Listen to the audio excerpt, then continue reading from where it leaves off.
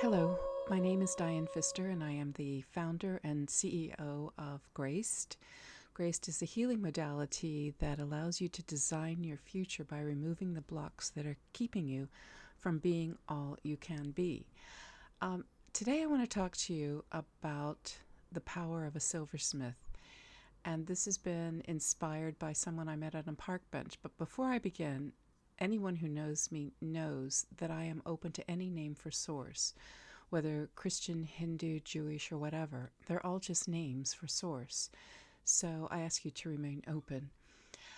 This person talked to me about a quote in the Bible, and she recited it as, "He will sit as a refiner and purifier of silver," as though that were a solution to the problems of today.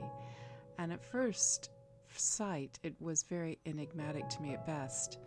And then she volunteered some information that made it all make sense.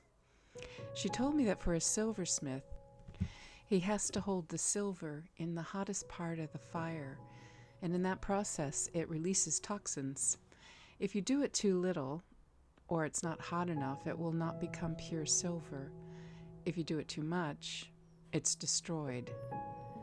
So I asked her, "How do you know when it's perfect?" And she smiled and said, "He told me that when you see your own reflection in the silver, it's perfect."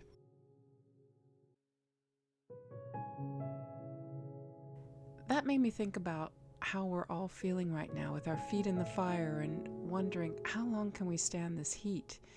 Is there a way to stop all this madness, or do we have to just continue through the ring of fire to reach this promised state of perfection, to be able to see our own true reflection? Well, this school on planet Earth is preparing us for a new level of being, and keeping our wits about us is the best way to get there. So today you're feeling the heat of the world's fire.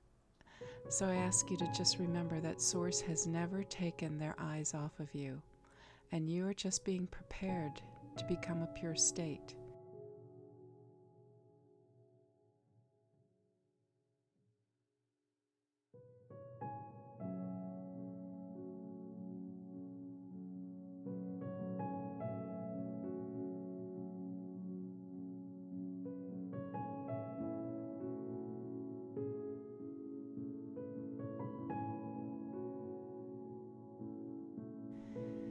So all we can really do is just be receptive to the process of letting go of everything that's not so pure in our life.